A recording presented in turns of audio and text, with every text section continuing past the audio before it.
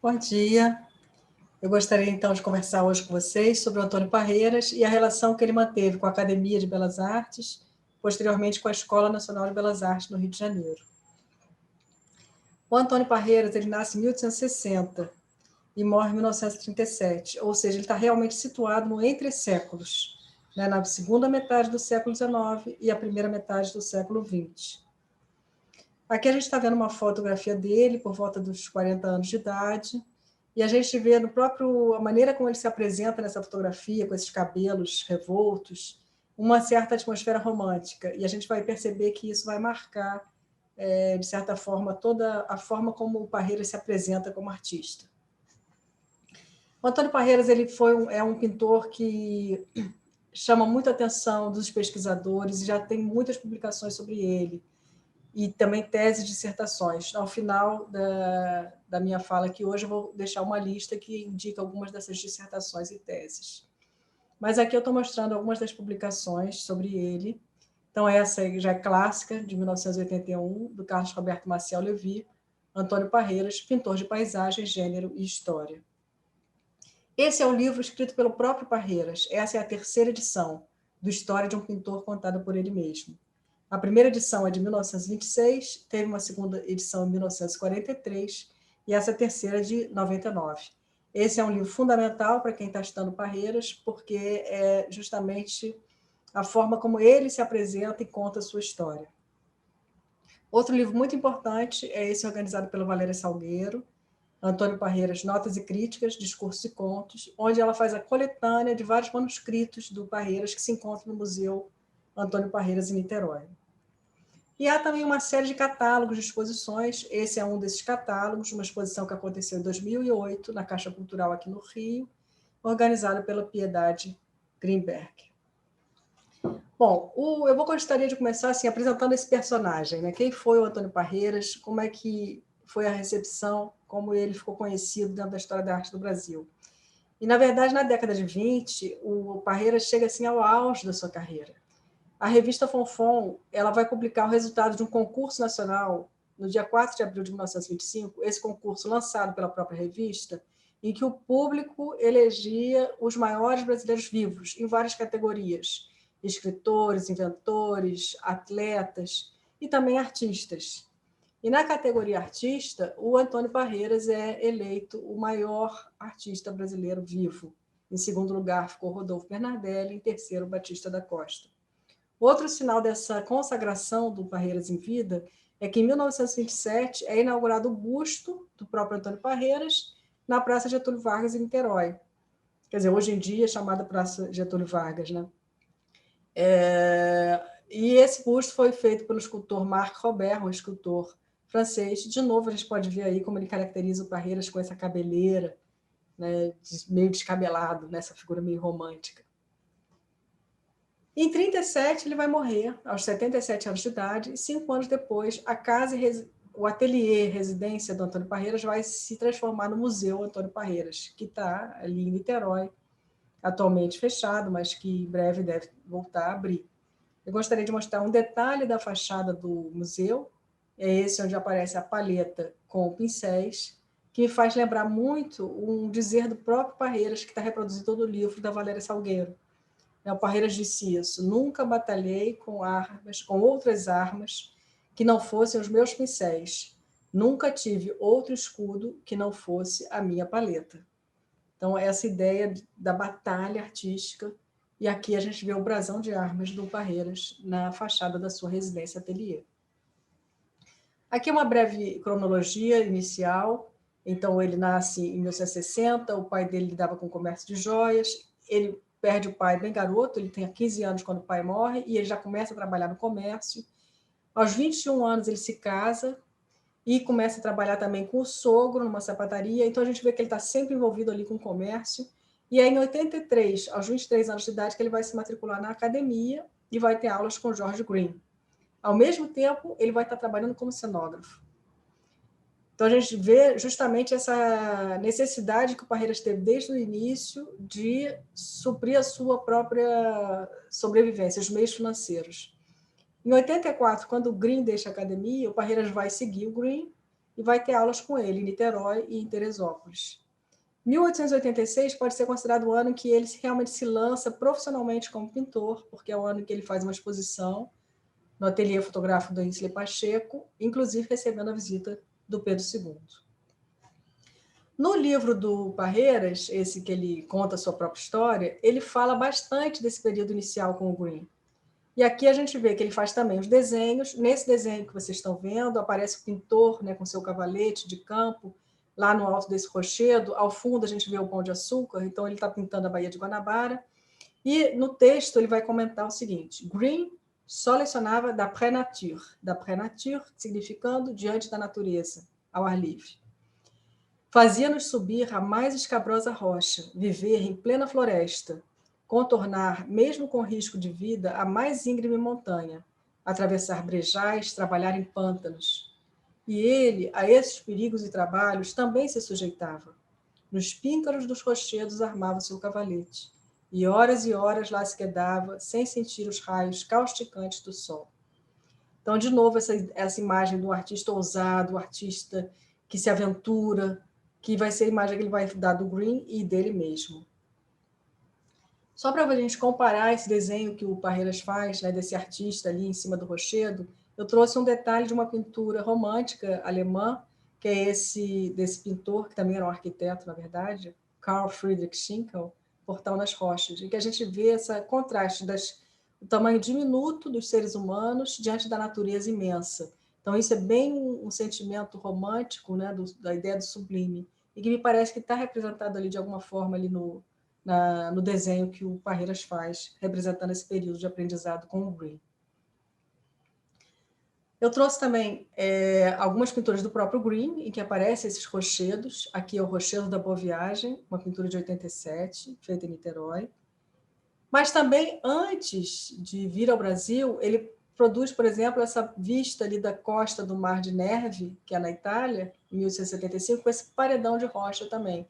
E se vocês perceberem bem, tem umas figurinhas ali, parece até umas lavadeiras, elas estão pendurando, deixando a secar as roupas ali nesse rochedo, que mostra também essa dimensão pequenininha do ser humano frente à imensidão da natureza.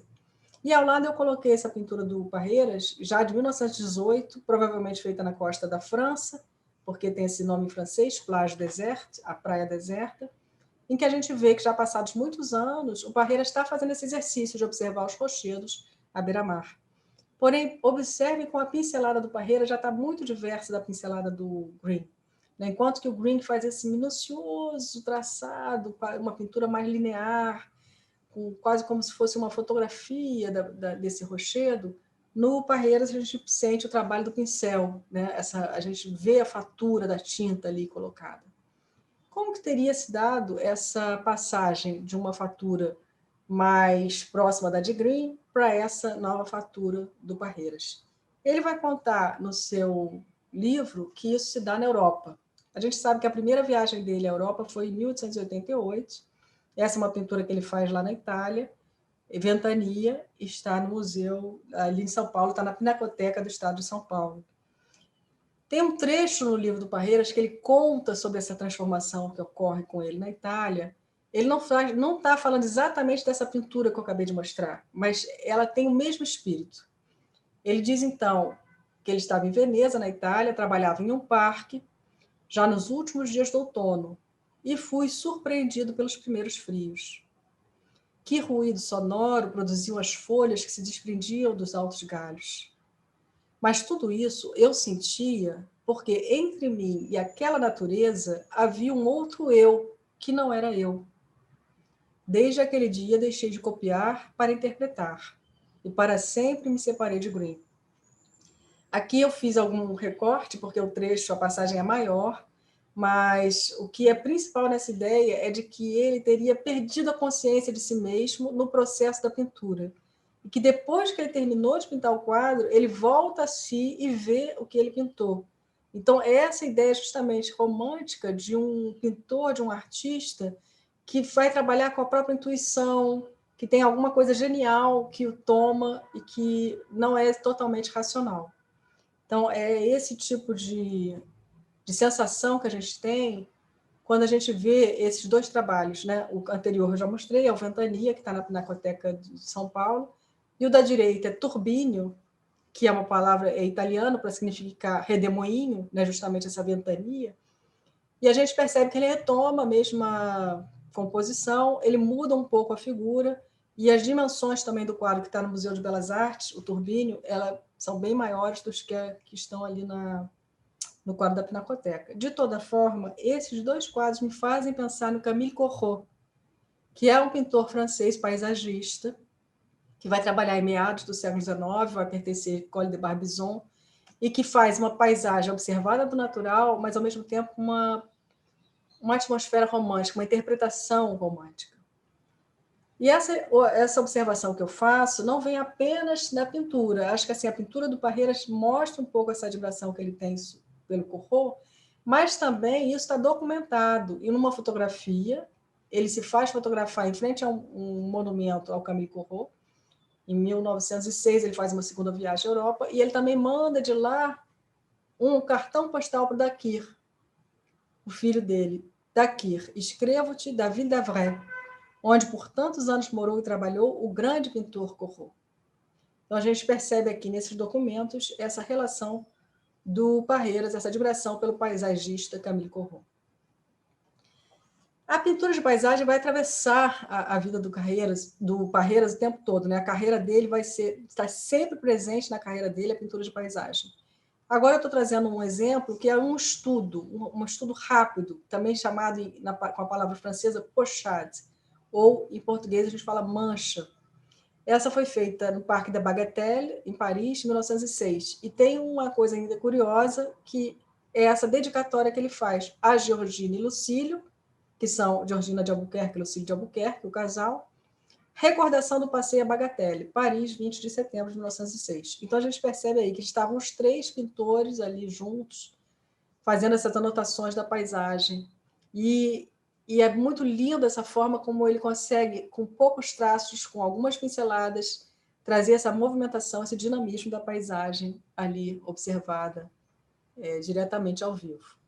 Esse mesmo tipo de trabalho aparece em outros pintores. Por exemplo, aqui à direita vocês estão vendo uma aquarela do Rodolfo Amoedo, colocada aí ao lado da pinturinha do Parreiras. A gente percebe o mesmo tipo, quase que de composição, né? Lembra bastante esse tipo, a formação das árvores, os verdes. E o Parreiras vai fazer uma anotação no caderno dele sobre esse tipo de estudo que eu acho super interessante. Ele vai dizer assim: há sempre nesses trabalhos preliminares uma grande espontaneidade. E nas tintas a esmo, procuradas pelo pincel, a repetição das linhas imprime tal movimento que jamais se repete nas obras definitivas. Ou seja, ele está reconhecendo o valor dessa pintura rápida, em que a energia do próprio fazer artístico fica impregnada ali na tela, enquanto que num trabalho definitivo, que é uma coisa mais estudada, mais preparada, talvez essa energia primeira se perdesse. De todo modo, a gente tem outros trabalhos de manchas feitas pelo Parreiras. Essa é uma paisagem feita em Paris também, em 1910. Ela pertence ao Museu Dom João VI da Escola de Belas Artes. A gente sente o mesmo tipo de movimentação, de gestual, e captando um pequeno trecho da natureza.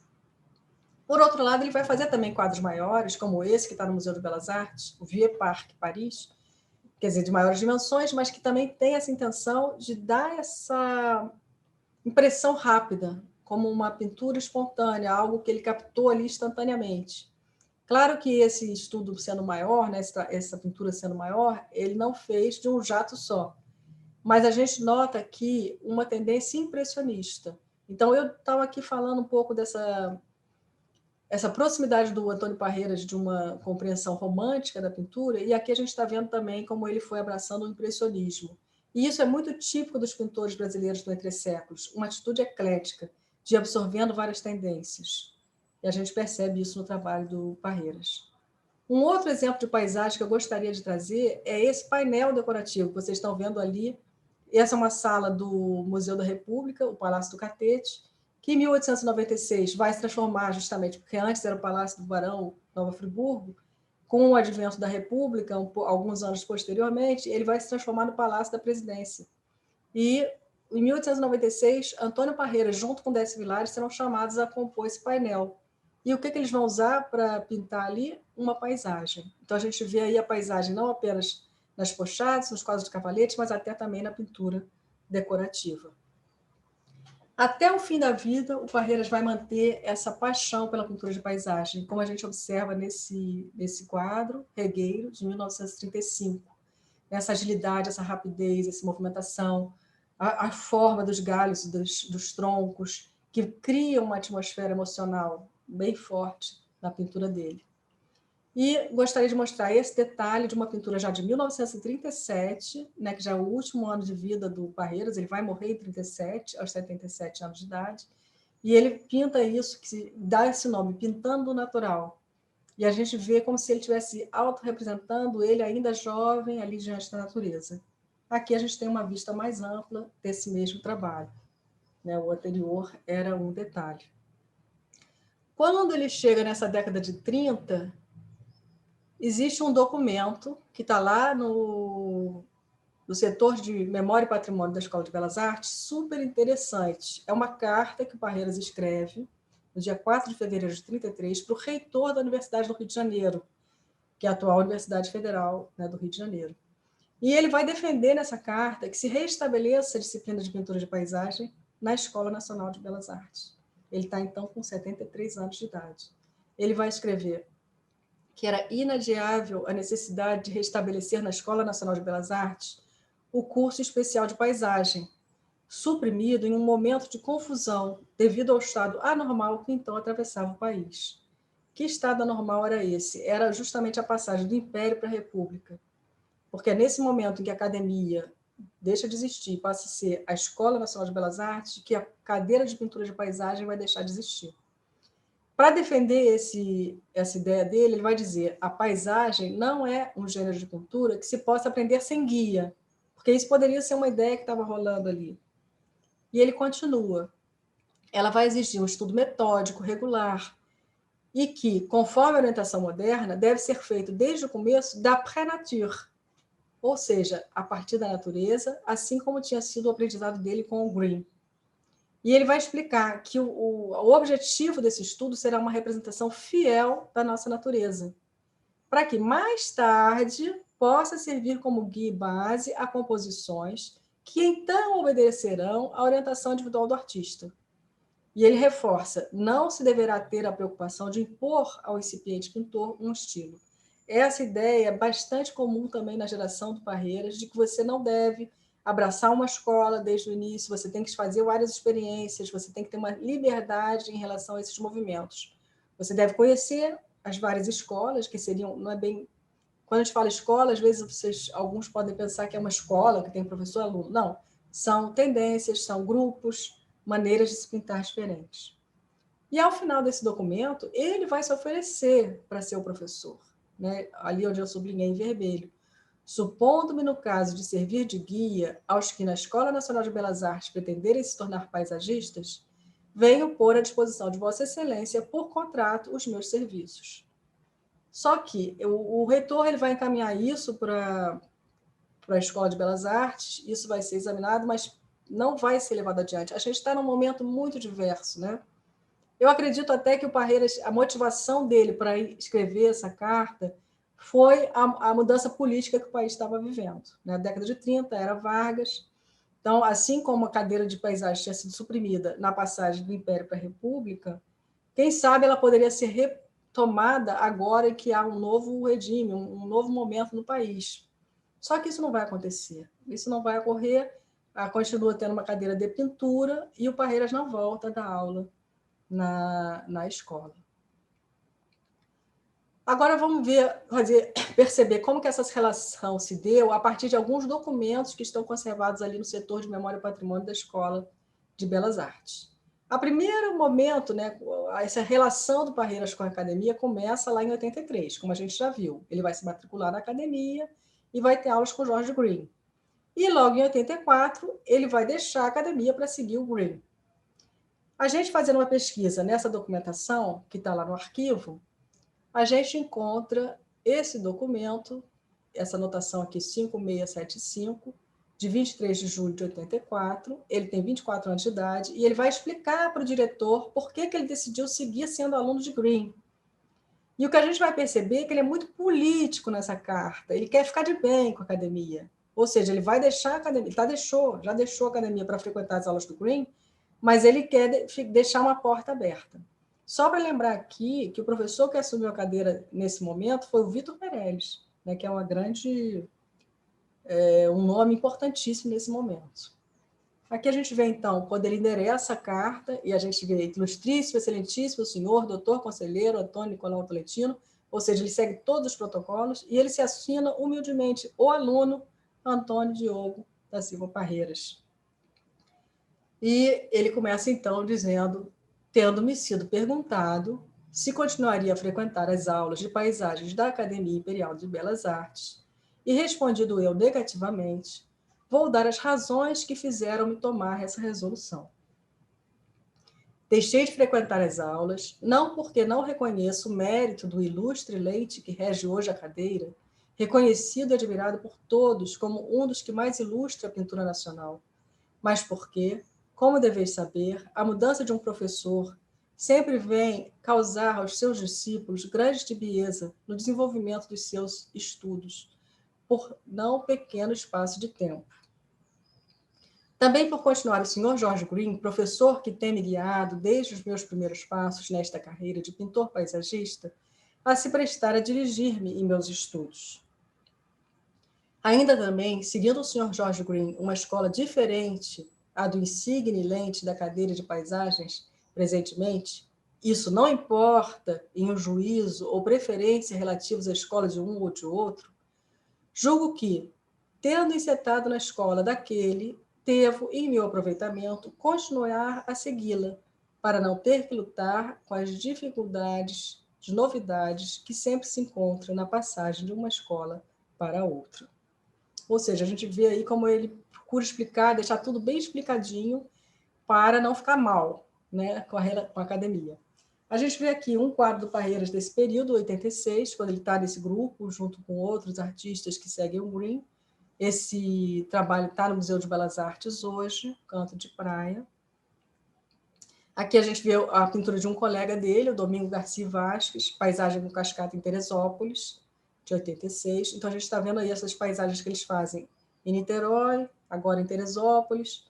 Esse do Hipólito Caron, Rochedo da Boa Viagem, Niterói, de 84. Então, esses são alguns dos trabalhos que os alunos do Green estão realizando nesse momento, e eu gostaria de que vocês observassem como a pincelada deles, os motivos, lembram bastante a pintura do próprio Green.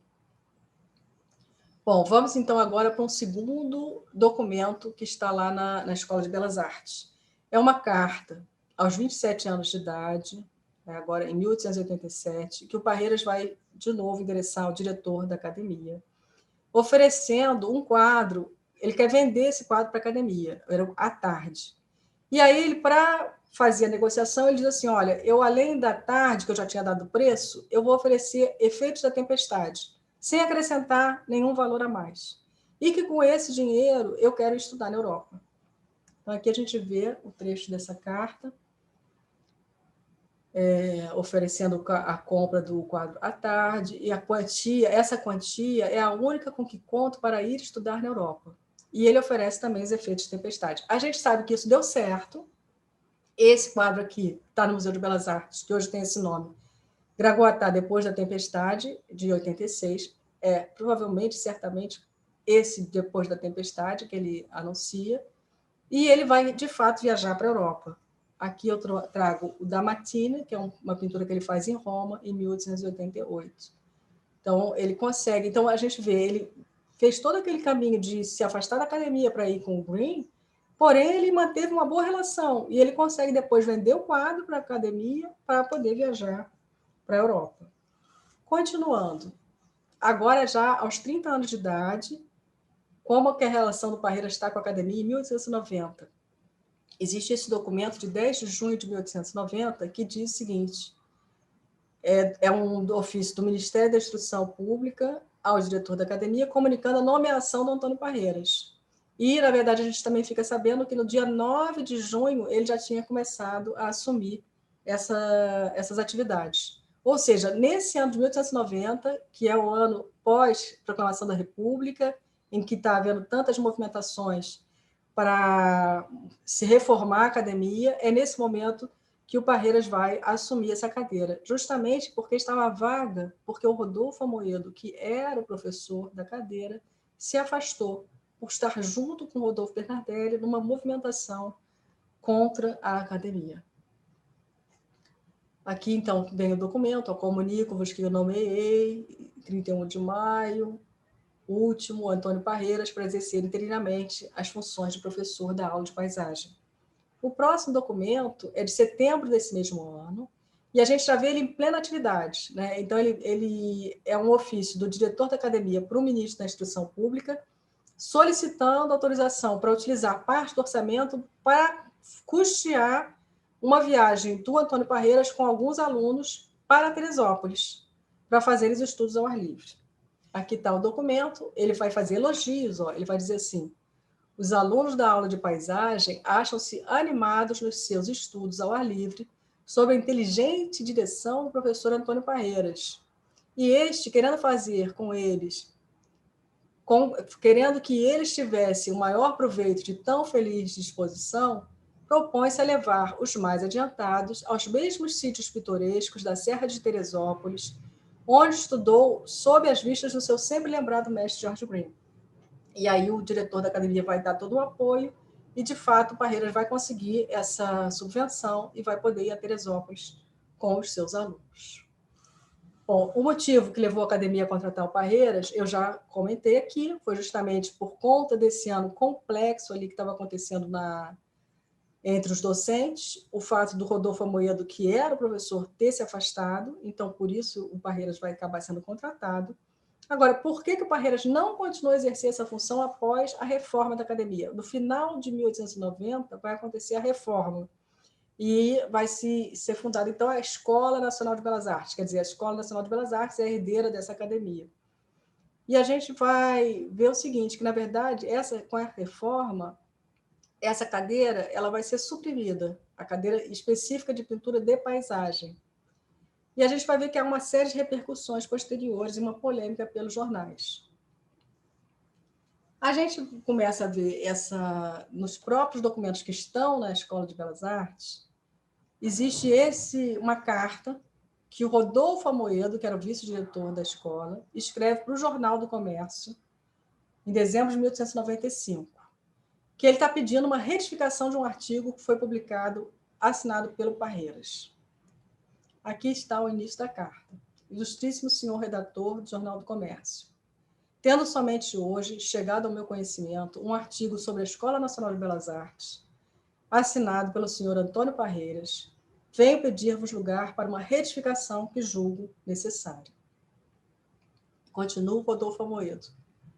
Não venho tomar a defesa da atual Escola Nacional de Belas Artes, na qual esse senhor vê tantos perigos e desastres para a arte brasileira, e isto simplesmente porque me julgo dispensado de fazer, atendendo a que esses perigos são assinalados por quem só a contragosto não faz parte dos salvadores da arte, como nos chama.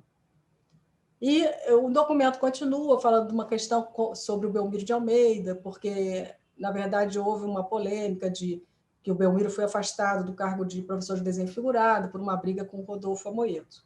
Mas agora isso não vem bem ao caso, eu gostaria de centrar nessa questão aí de que o Parreiras, a contragosto, não faz parte dos professores da academia.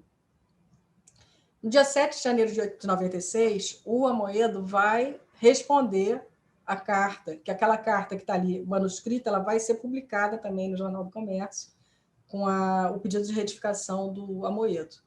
E aí, no dia 7 de janeiro de 96, o Parreiras vai publicar isso. Como eu previa, tudo quanto eu afirmei ficou sem contestação.